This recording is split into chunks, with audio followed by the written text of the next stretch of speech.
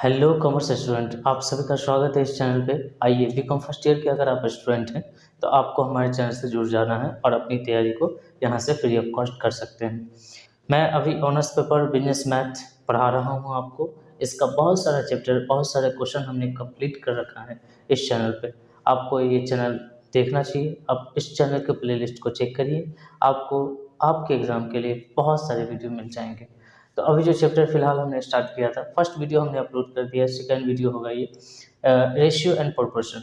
ये चैप्टर अनुपात समानुपात में पढ़ा रहा हूँ, इसका ये सेकंड वीडियो होगा। पिछले वीडियो में बेसिक कॉन्सेप्ट के साथ साथ बहुत सारे क्वेश्चन हमने कर दिए हैं। अब जो क्वेश्चन बचे हैं आगे कंटिन्यू करते रहेंगे।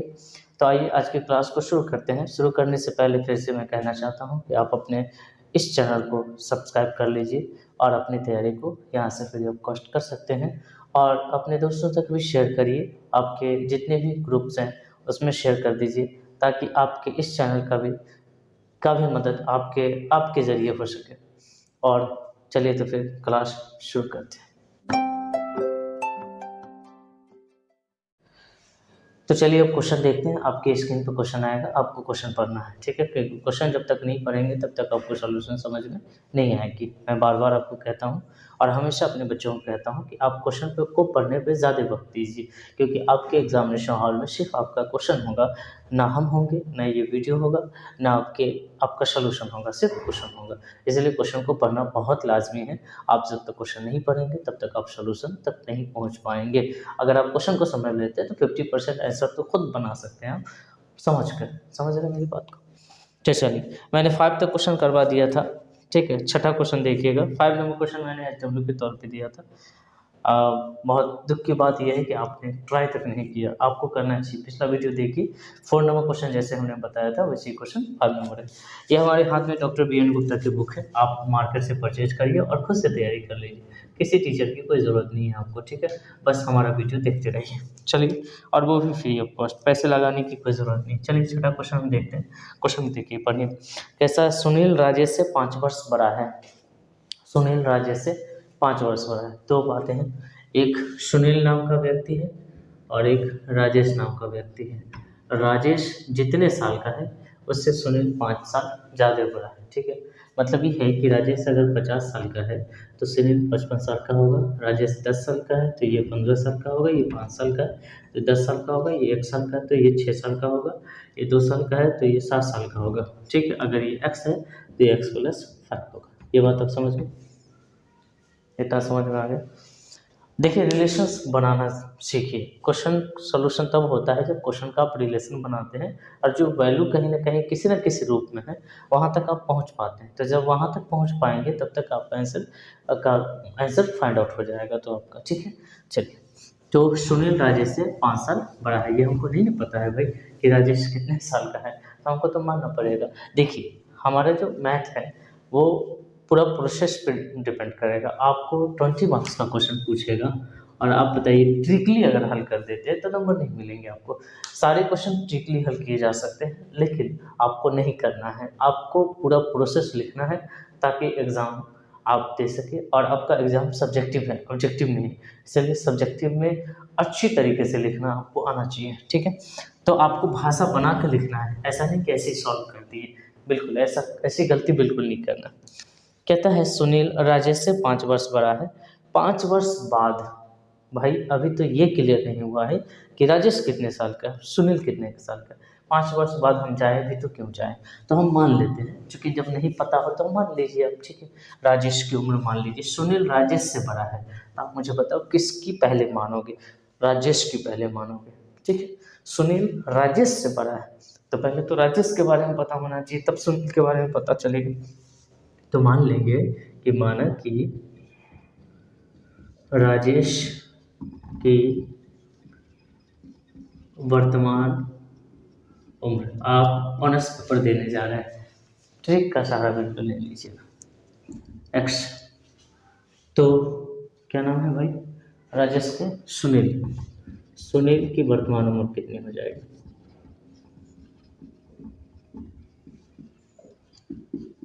x + 5। लेकिन ध्यान रहे क्वेश्चन में राजेश सुनील पहले है, क्वेश्चन में सुनील पहले है, ठीक है। हमने मानस राजेश को पहले है, लेकिन क्वेश्चन में सुनील पहले, सुनील की बात पहले।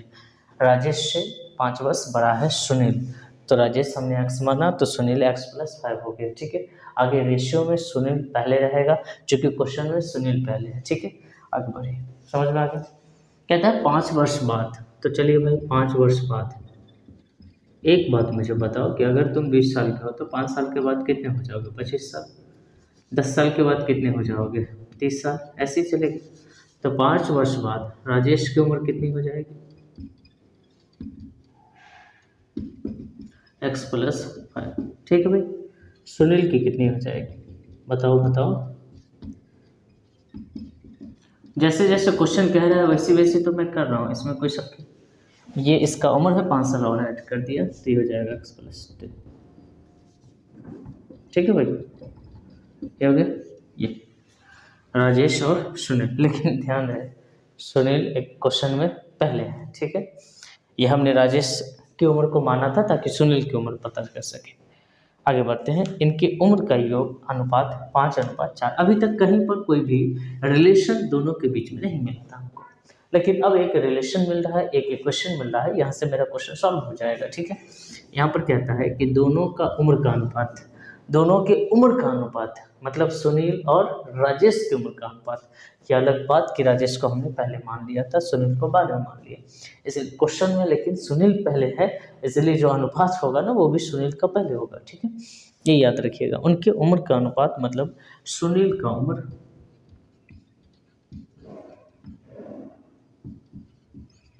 और बटे राजेश का उम्र। अनुपात कैसे निकालते हैं भाई? एक दूसरे को भाग लगाते, इतना तो आप जानते ही हैं, मुझे उम्मीद है कि आप जानते हो। 5:4। बस आपको क्या करना है, ये सुनील का उम्र ये रख दीजिए और ये राजेश का उम्र रख दीजिए। अच्छा, आप ये कहोगे कि सर ये यही क्यों? ये वाला भी तो सुनील और राजेश का उम्र है। भाई मेरे, ये जो अनुपात है ये 5 साल बाद वाला अनुपात है, तो 5 साल बाद वाला एज लेंगे। ठीक है, आंसर हमको ये निकालना है, x और x+5। हमसे पूछा है कि इनकी वर्तमान उम्र क्या है। हम 5 साल बाद गए तब पता चला कि दोनों का रिलेशन क्या है। जब 5 साल के बाद हम गए तब पता चला दोनों का रिलेशन क्या है। अब इस रिलेशन पर फाइंड आउट कर देंगे क्वेश्चन को। अब सुनील का जो उम्र है x+10 हमने रख दिया ऊपर में, और ये x+5 नीचे रख दिया, =5/4। ठीक है, चलिए इधर मैं सॉल्व कर दे रहा हूँ, छोटा सा जगह या यहाँ जगह मेरे पास सॉल्व कर दे रहा हूँ। इसको क्रॉस कर लीजिएगा तो 4x हो जाएगा और 40 हो जाएगा। उधर इसको क्रॉस करिएगा तो 5x हो जाएगा और 25 हो जाएगा। ठीक है भाई, अब ऐसा करिए, इसको उठा के उधर कर दीजिए, 5x में से 4x माइनस कर दीजिए, इसको उठा के इधर कर दीजिए, तो 40 में से 25 माइनस कर दीजिए, ये प्लस में इधर गया तो माइनस में, तो x का वैल्यू क्या हो जाएगा? 5x में से 4x चला गया, x बचा। 40 में से 25 चला गया तो 15 बचा। ठीक है बच्चे, समझ रहे? तो पूछा हमसे ये है कि राजेश और सुनील का उम्र क्या है। तो सुनील का जो वर्तमान उम्र है वो x+5 है, मतलब ये x का वैल्यू 15 + 5 = 20, और राजेश का जो वर्तमान उम्र है वो है x का वैल्यू 15 है, मतलब 15 आंसर है। ठीक है भाई, ये रहा आपका ऐसा। नोट डाउन करिए और समझने का प्रयास करिए, प्रैक्टिस जरूरी। ठीक है, जब तक रिलेशन नहीं मिले क्वेश्चन में तब तक आप बढ़ते जाइए, जैसे जैसे क्वेश्चन आपको बढ़ाना है, कह रहा है। ठीक है, चलिए छठा क्वेश्चन क्लियर हो गया, 7वां क्वेश्चन देखते हैं। 7वां क्वेश्चन आपके सामने होगा, आप उसे पढ़िए और अच्छे से पढ़िए। ठीक, 7वां क्वेश्चन कहता है कि दो संख्याओं का अनुपात इतना है, दो संख्याओं का अनुपात दिया हुआ है, और हमने आपको कहा है कि अनुपात वास्तविक संख्या जो रियल संख्या थी, जो थी उसमें से कॉमन निकालने के बाद बनता है, और वो कॉमन क्या है ये हमको नहीं पता है। ठीक है, ये जो 2:3 है ना, ये जो 2:3 है, ये 20 और 30 भी रहा हो सकता है। 20/30 किया होगा तो 10 से 10 खत्म, 2:3 कर दिया। ठीक है, ये 40 और 60 भी रहा हो सकता है, 20 × 40 20 या 60, यही हमको नहीं पता है। तो इसमें से कॉमन क्या हटाया ये हमको नहीं मालूम, तो हम इसमें कॉमन अपने मन से अटैच कर देंगे, मतलब गुना कर देंगे। ठीक है, क्योंकि भाग लगाते हैं तो गुने के रूप में हम लोग हटा देते हैं, उसमें से जो मल्टीप्लाई में आ रहता है और दोनों में से हम काट के हटा देते हैं। जैसे यहाँ हमने आपको कहा 40 और 60, तो ये है 20 × 40 और ये है 20 × 60। ठीक है ना। तो ये 20-20 खत्म कर दिया हमने, 2:3 लिख दिया। तो ये जो गुना के रूप में था ये हमने हटा दिया। तो अब हमको ये नहीं मालूम है कि गुना के रूप में क्या था और हमने हटाया क्या, तो x मानेंगे। और ये क्वेश्चन भी ट्रिकली सॉल्व हो सकता है, लेकिन मैं फिर बता दे रहा हूँ कि आप बिल्कुल नहीं करेंगे क्योंकि आपको सब्जेक्टिव एग्जाम देना है। कहता है दो संख्याओं का अनुपात 2:3 है, तो पहली संख्या मान लेते हैं, संख्या हम तोड़ते हैं 2x लिखेंगे, और दूसरी संख्या 3x लिखेंगे। क्यों ऐसा किया हमने? क्योंकि अनुपात से हमने दोनों संख्या को हटा दिया। जब तक नहीं हटाएंगे तब तक आगे का सोल्यूशन होगा कैसे, ये मुझे बताइए।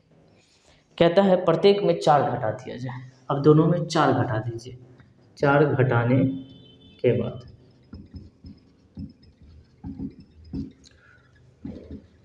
पहली संख्या 2x - 4 और दूसरी संख्या 3x - 4। अभी तक हमको कहीं पर कोई रिलेशन नहीं मिला है दोनों का, और जहाँ पर रिलेशन मिल जाएगा वहीं पर मेरा क्वेश्चन सॉल्व हो जाएगा। कहता है कि 4 घटा दिया हमने, फिर कहता है कि इसका जो अनुपात है वो 3:5 हो जाएगा। मतलब अब देखिए रिलेशन बनेगा। कहता है जब आप घटा देंगे तब जब अनुपात निकालेंगे, मतलब भाग लगाएंगे एक दूसरे को, अनुपात कैसे निकलता है, तो एक दूसरे को एक क्वेश्चन बन गया। देखिए 2x - 4 upon 3x - 4 equal to 2:3, 2/3। Clear? देखिए कितना आसान है। 3 दूना 6x। भाई ये मैंने कुछ गड़बड़ तो नहीं कर दिया? 4 ही घटा है, 3:5 हो जाता है। सॉरी, ये जो रेशियो है 3:5 हो जाता है। तो 5 दूना 10x, 4 5 6 20, 3 तिया 9x, अब 4 दिया 12। ठीक है, अब देखिए 9x को इधर उठा के ला देते हैं और ये 20 उधर चला जाएगा। ठीक है, x का वैल्यू हो जाएगा 8। आपसे क्या पूछा वो देखिए, आपसे पूछा है कि वो संख्याएं क्या है। तो ये संख्याएं क्या है भाई मेरे, तो जो कॉमन था 8 दूना 16 और 3 गुने 8, x का वैल्यू आ चुका है 8 3 24। ये आंसर आपका। ठीक है, तो ये क्वेश्चन नंबर 7 क्लियर हो गया। बस कुछ नहीं करना है, ध्यान रखना है कि अनुपात को जब भी तोड़े, अच्छा 2 अनुपात दिया हुआ है तो किसी एक को तोड़िए, दूसरे के ऊपर कर दीजिए, ऐसा निकल गया। हमने पहले वाले अनुपात को तोड़कर 4 घटाया, 4 को फिर तोड़कर यहाँ पर 4 घटाने के बाद फिर हमने उसका अनुपात निकाला क्वेश्चन ने जैसा हमसे कहा। क्वेश्चन में हमेशा ध्यान रखिए कि आपका इक्वेशन बन रहा है कि नहीं बन रहा और कहाँ पे बन रहा है, ये बात पूरा ध्यान रखिए आप। ठीक है, चलिए क्वेश्चन नंबर 7 क्लियर हो गया। क्वेश्चन नंबर 8 देखिए, पढ़ते जाइए। कहता है दो संख्याओं का अनुपात 3:4 है। भाई वही क्वेश्चन है, उसी टाइप का क्वेश्चन है। ठीक है, और मैं चाहता हूँ कि इस क्वेश्चन को आप अटेंड करें, आप बनाएं, जब तक नहीं बने तब तक मत छोड़िएगा। ठीक है, सेम क्वेश्चन 10 घटाया है और उसका जो अनुपात है वो है 1:3 है। बना सकते हैं, बिल्कुल बना सकते हैं आप। एक और कोशिश तो करके देखिए, आप कर सकते हैं। ठीक है, अगर फिर भी नहीं बनता है तो इसको बनाने के बाद जो आपको आंसर आता है पहले तो आप कमेंट्स बॉक्स में लिखना। तब अगर कमेंट्स बॉक्स में लिखते हैं तो फिर मैं अगली वीडियो में मैं इस क्वेश्चन को सॉल्व करके बताऊंगा। बाकी ये क्वेश्चन जितना आसान है वही क्वेश्चन है जो पीछे है, सिर्फ डिजिट चेंज किया है। अगर मैं ये भी बता दूंगा तो फिर आप क्या पढ़ेंगे। ठीक है, तो ये क्वेश्चन मैं स्किप करता हूँ आपके लिए। ठीक है, 8 नंबर क्वेश्चन आपको बनाना है। दो संख्याओं का अनुपात दिया है 3:4, दोनों को तोड़ दीजिए 3x और 4x, फिर दोनों में से 10 माइनस कर दीजिए 3x - 10 और 4x - 10। अब इन दोनों का फिर से अनुपात बनाइए 3x - 10 और 4x - 10, ऊपर में 3x - 10 और नीचे में आपका 4x - 10, दोनों को इक्वल करके 1:3 कर दीजिए, बन जाएगा। क्वेश्चन नंबर 9 देखिए। देखिए हालांकि उसी टाइप का क्वेश्चन है लेकिन मैं इसको सॉल्व कर दे रहा हूँ। चलिए क्वेश्चन नंबर 9 देखिए। दो व्यक्तियों का मासिक वेतन दिया है 3:5। देखिए अनुपात है, मासिक वेतन, बात वही है ना, अनुपात कह रहा है। तो दो व्यक्तियों का मासिक वेतन का अनुपात 3:5 है। तो 3:5 ये अनुपात है दोनों व्यक्ति का, तो हम इसको तोड़ते हैं। पहले व्यक्ति का मासिक वेतन 3x। और हमने x क्यों गुना किया ये आपको पता है, क्योंकि ये जो अनुपात है ये 3:5 ये कुछ भी हो सकता है, ये हमको नहीं मालूम। अब ये इसके साथ क्या था जिसको माइनस हटा दिया काट कर, जैसे यहाँ 3 × 10 हो सकता है, 5 × 10 हो सकता है, 10 कैंसिल किया होगा, 3:5 लिख दिया होगा, लेकिन अब ये है क्या ये हमको नहीं मालूम है। तो अगर ये नहीं मालूम है तो हम अपने मन से x गुना कर देंगे, ठीक है। तो ये पहले व्यक्ति का मासिक वेतन हो गया और ये दूसरे व्यक्ति का हो गया, ठीक है, 5x, ठीक। अब इसी x का वैल्यू आपको फाइंड करना है, ठीक है। जैसे ये पता चल जाएगा आंसर आ जाएगा। अब आप कहता है कि प्रत्येक मासिक के वेतन में 20 की वृद्धि कर दीजिए, 20 की वृद्धि, 20 रुपया की वृद्धि करने के बाद, ठीक है, पहले व्यक्ति का मासिक वेतन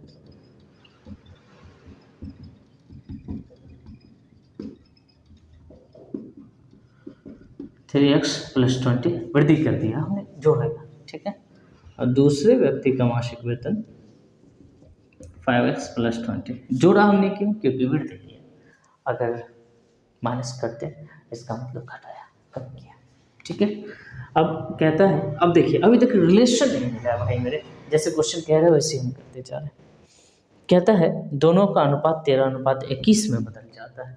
चलिए अब रिलेशन मिला। कहता है दोनों को जब अनुपात निकालेंगे 3x + 20 5x + 20 तो 13:21 हो जाएगा, ठीक है। समझ रहे हो मेरी बात को, 13:21 सही है। अब इसको क्रॉस कर दीजिए, 63x और 21 × 42 65x और प्लस 13 × 26। क्या आप मेरी बात समझ रहे हैं? बिल्कुल समझ रहे हैं, मुझे उम्मीद है। इसको उठा के उधर कर दीजिए, इसको उठा के इधर कर दीजिए। 65x - 63x = 420 - 260।